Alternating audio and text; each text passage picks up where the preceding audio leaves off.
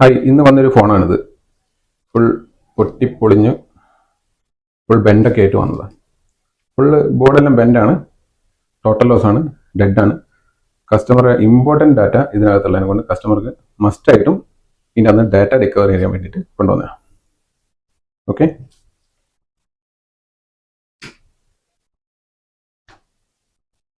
ഇത് upper board നമ്മൾ അതിനകത്തുള്ള സ്പെയർ പാർട്സുകൾ ടൈപ്പ് ചെയ്ത് പുതിയ ബോർഡിലേക്ക് ഇട്ടതാണ്. ഇതിൽ നമ്മൾ ഫസ്റ്റ് ചെയ്തത് CPU ഇതിനകത്ത് പുതിയ ബോർഡിലേക്ക് പ്ലേസ് ചെയ്തു. അതേപോലെ നാൻഡ് നമ്മൾ പുതിയ ബോർഡിലേക്ക് പ്ലേസ് ചെയ്തു. പിന്നെ EEPROM പുതിയ ബോർഡിലേക്ക് പ്ലേസ് ചെയ്തു. ഇത് അപ്പർ ബോർഡാണ്. അപ്പർ ബോർഡ് പ്ലേസ് ചെയ്തതിന് ശേഷം ലോവർ ബോർഡിന് ചെറിയൊരു ബെൻഡ്, ലോവർ ബോർഡ് ഇവിടെ ഉണ്ട്. ലോവർ ബോർഡ് ചെറിയ ബെൻഡ് ഉള്ളതുകൊണ്ട് ലോവർ ബോർഡ് നമുക്ക് ടൈപ്പ് ചെയ്യേണ്ടി വന്നു. ഇതിൽ മെയിനായിട്ട് നെറ്റ്വർക്ക് IC, അതേപോലെ വൈഫൈ IC, EEPROM ഇതെല്ലാം പുതിയ ബോർഡിലേക്ക് സേവ് ചെയ്തിട്ടിട്ട് ഫോൺ നമ്മൾ ഓൺ ആക്കി എടുക്കണം. ഇത്